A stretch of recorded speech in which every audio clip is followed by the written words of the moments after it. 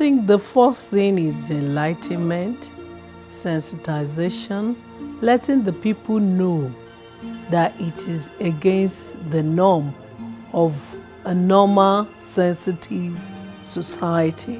I think we can accelerate by educating. If it's a postscript that we have on our television, every time the news or any program is going on, and you have that postscript they write under, and the same female genital mutilation is bad, don't join the murderers, and things like that.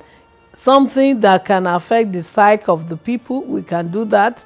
We can come up with more posters and handbills. And even saying it in their own dialect. And even some of the pictures that we have and some of the documentary, if we can subtitle it in the local dialect so that they will hear it in the language in which they understand. Even we can even employ local artists to work around the pictorial and the theatrical aspect of it.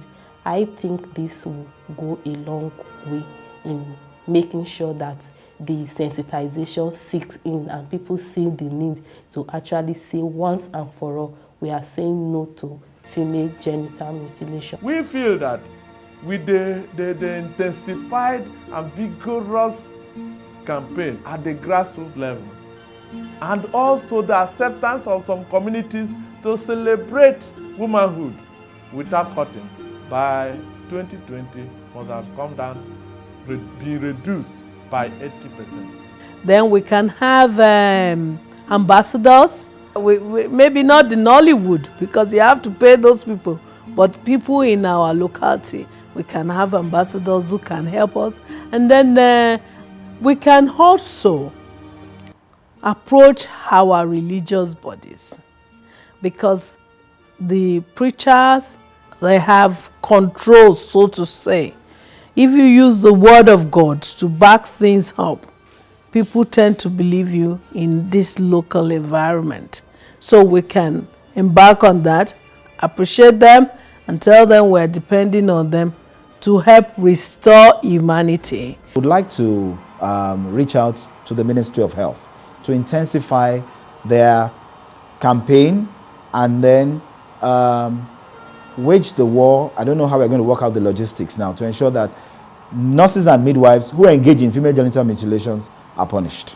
Maybe their licenses will be seized. They do it for economic reasons and they are prospering through that. We need more of jingles. We need more of publicity materials. We need more of interactive sessions going from communities to keep on preaching the message, to make it effective and secure the expected attitudinal change. And mind you, if people in the three communities have, actually declared their pronouncement against the practice, for the abandonment of the practice, there can be spillover to other communities where such have not happened. So we should prevent that. I think we should move to other local government areas. If we can help it, we can do it all over the state so that the spiral effect might be curtailed. And to go into the communities using a multimedia approach now. The radio, the television, the interface, interpersonal, group meetings, town celebrations, town days, to keep on preaching the message of campaign against female genital mutilation and cutting. It doesn't stop with the nurses and midwives alone. For the young men, many men still run away from girls who are not caught. And so we need to also convince the men folk too that the best of a woman should not be caught hiding under a cultural practice. Apart from the community governance structure platform, apart from the religious group, the August meeting, what we want to do is, in schools, we want to see if we can capture them young, pass on this information so that they can go to their parents and start asking questions. Why do you want to cut me? Why is it that you want to circumcise my child? They say it is wrong. Please, our parents, stop it. So we are using what I may call four-pronged approach to see if we can achieve this abandonment. For a very long time now, there has been a concerted effort to try and end the practice. Some started by trying to give alternative trades to the cutters. They forgot that there would be demand for cotton. So as they took the cutters, taught them a new trade, other cutters took their place because there was a demand for it. So that strategy was not very successful. People have tried to use health workers to go into the communities and create awareness. But in places where they believe that it is a religious injunction, which is a false belief, the people stayed even though health workers spoke to them. Other times they targeted religious leaders so that they can educate people that it is not a tenet of either Islam or Christianity, and yet the problem persisted. But over time, they realized that the only way to address this problem for countries that have been successful is to have a comprehensive or holistic approach that looks at several things. So the joint program, which is being implemented by UNICEF and UNFPA, has a holistic and comprehensive approach, looking at three major things. Number one is issues about policy and legislation. So the program has an outcome that looks at legislation. Does government have a law, policy, and are they funding these programs? That's one. So outcome two focuses on working with the health professionals to provide services to address for those who have been caught, and also to prevent cutting by talking to expectant mothers and women who have children who are brought for immunization. But then we have outcome three, which is looking at the level of the community. We believe that for people to abandon this practice, they must be educated. So we're using the school environment, we're using community members who are being trained as champions to go to group meetings, talk to people, so they can reach a consensus to abandon the practice. We also realize that in the past, we're looking at eliminating the practice, which seems more like an outsider coming in to remove something that is bad. That's why the approach has changed to abandonment, which is more internal. Having discussions. The center of our community program is consensus building.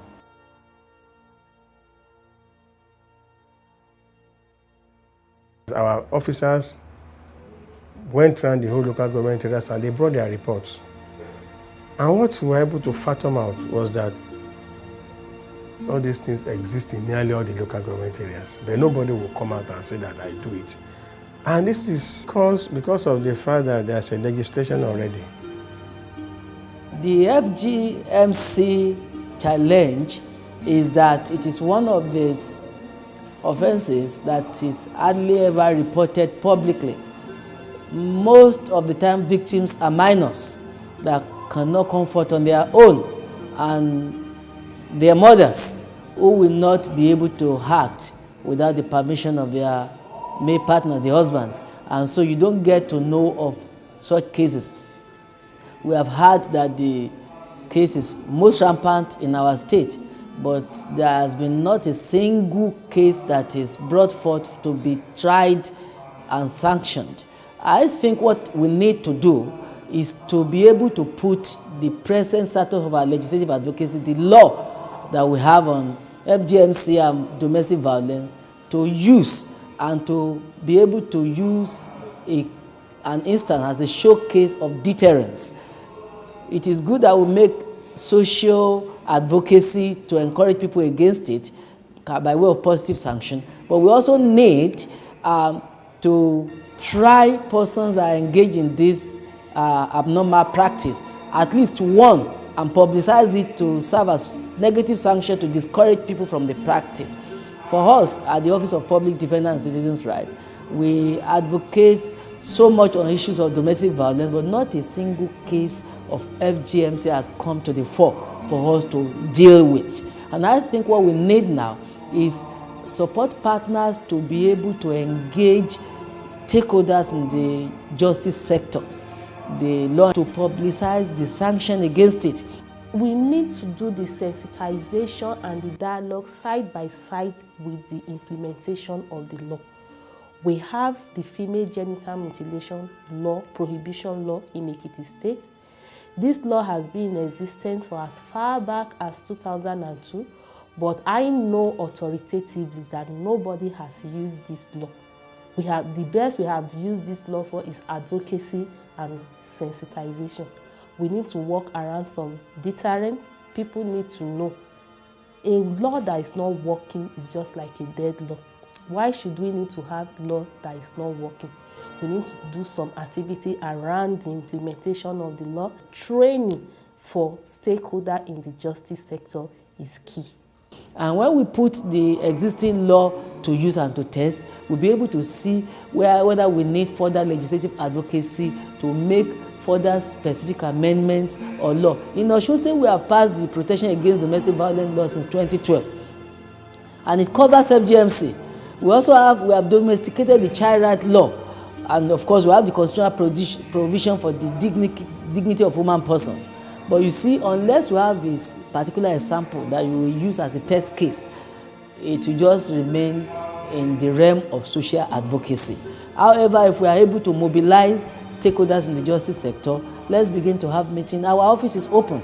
The department is there. We are waiting. We are even willing to host meetings, but we need to be able to bring the stakeholders together in the justice sector to begin to look at how we can open the veil on this issue, so that it can be probably seen as a bad, positively seen as a bad thing in the society. Well, if we find the laws to be inadequate, then we can now talk of amending or replacing altogether. But we have not even tested the law to know what the challenges will be on the field. The first thing for us is for us to test this law and see how far it can work for us. So at the moment, what we are doing is, one, creating awareness on the provisions of the Vapp Act. So key amongst what we're doing is advocacy, awareness creation, and also mobilizing key stakeholders for them to be aware, for them to support the process of legislation at the state level for a similar law that will ensure that FGMC is not practiced, and where it is practiced, it is a criminal offense. First of all is that this is against the right of this person. But then in going to the communities, we're not going to throw the law at them. We're going to first start by trying to understand why they're doing what they're doing. Then based on that understanding, we can then work with them to move away from the practice of cutting to the practice of not cutting. But there will still be the diehards. Those are the ones that the laws are meant for. In Imo State, we have the Child Rights Law of 2004, which stipulates 50,000 naira as a penalty for cutting a child, as anybody below 18, as well as 1 year imprisonment. We'll only mention this as a last resort. We'll also use this opportunity to request for budgetary allocation for the implementation of programs to ensure that we actualize the abandonment of female genital mutilation and cutting in line with the UN resolution. This is in addition to the Sustainable Development Goals that Nigeria is also committed to. Target 5.3 is focusing on the abandonment of FGMC and also ending child marriage. And I know that Nigeria will not want to be left behind. I would also want to commend the Federal Ministry of Education and their existing curriculum that has provided for modules on FGM. The next step is to ensure that this module is well taught at the secondary school level and ensure that both girls and boys have the required knowledge on FGM, because they are the future fathers and the mothers. With the current momentum, with the current commitment that we see, and the efforts that we are collectively putting in, UNFPA, UNICEF, other UN agencies, the civil society group, including faith-based organizations,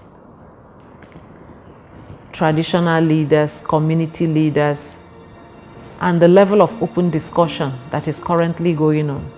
And this is also not to forget the effort of young people, who are using social media